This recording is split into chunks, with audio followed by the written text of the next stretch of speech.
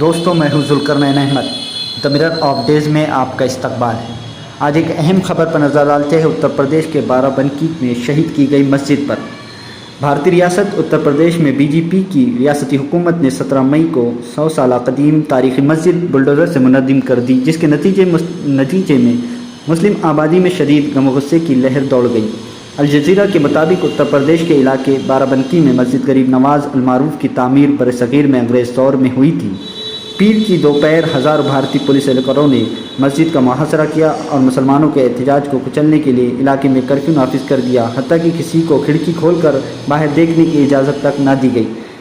پھر مسجد کو منہدم کر کے اس کا ملبہ تک دریا میں بہا دیا گیا۔ مسجد کو شہید کرنے کے بعد 1 میل تک علاقے میں سیکورٹی اہلکار بدستور تعینات رہے۔ مسجد کے مقامی امام اور انتظامی کمیٹی کے رکن مولانا عبدالمصطفیٰ کا کہنا تھا کہ مسجد 100 سال سے زیادہ پرانی تھی اور سینکڑوں کی تعداد میں نمازی یہاں نماز پڑھنے آتے تھے۔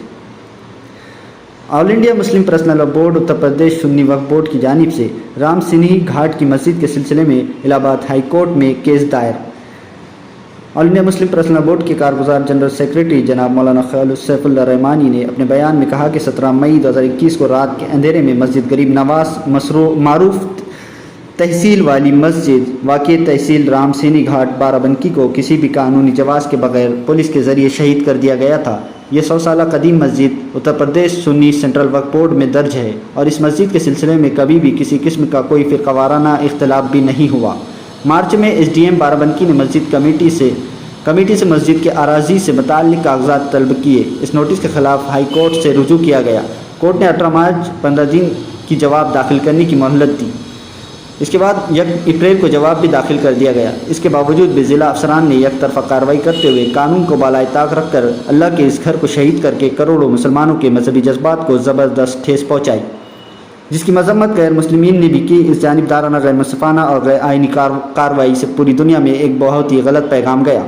All India Muslim Personal Law Board نے 18 مئی کو جاری اپنے پریس بیان کے ذریعے سے حکومت سے مطالبہ کیا تھا کہ مسجد کے ملبے کو وہاں سے منتقل کرنے سے روکے، جو کہ تو حالت برقرار رکھے، مسجد کی زمین پر کوئی دوسری تعمیر کرنے کی کوشش نہ کی جائے۔ جن افسران نے اس غیر قانونی حرکت کا ارتکاب کیا ہے ان کو معطل کیا جائے اور ہائی کورٹ کے جج کے ذریعے اس واقعے کی تحقیق کرائی جائے۔ حکومت کا فرض ہے کہ وہ اسی جگہ پر مسجد تعمیر کرا کر مسلمانوں کے حوالے کرے، لیکن ان میں سے کوئی بھی مطالبہ پورا نہیں کیا گیا۔ لہٰذا باشندگان بارہ بنکی جناب حشمت علی اور Naeem Ahmad All India Muslim Personal Law Board نے اس سلسلے میں ایک writ petition Allahabad high court میں ایڈوکیٹ سعود رئیس کے ذریعے داخل کی۔ اس پٹیشن پر پرسنل بورڈ کے لیگل کمیٹی کے چیئرمین یوسف مچھالا بحث کریں گے اور اتر پردیش سنی وقف بورڈ کی جانب سے بھی rate petition Allahabad high court میں ایڈوکیٹ سید آفتاب احمد کے ذریعے داخل کی گئی، جس پر سینئر ایڈوکیٹ جے دیپ ماتھور بحث کریں گے۔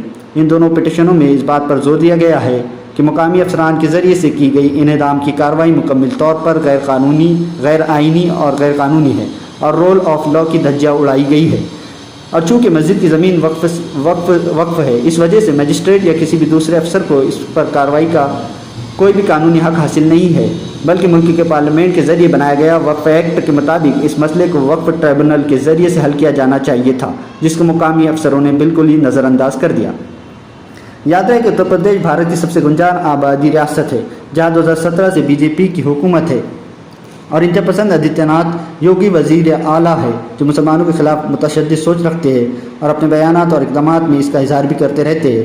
ریاست کی آبادی 20 کروڑ ہے، جس میں مسلمانوں کی تعداد 20% ہے۔ 1991 میں اسی ریاست کے شہر ایودھیا میں مسلمانوں کی 450 سالہ پرانی بابری مسجد بھی انتہا پسند ہندوؤں کے ہاتھوں شہید ہو گئی تھی۔ بھارتی سپریم کورٹ نے 2019 میں بابری مسجد کے کیس کا فیصلہ سناتے ہوئے یہ جگہ ہندوؤں کی تحویل میں دینے کا حکم دیا تھا، جس کے بعد اب وہاں رام مندر کی تعمیر زور و شور سے جاری ہے۔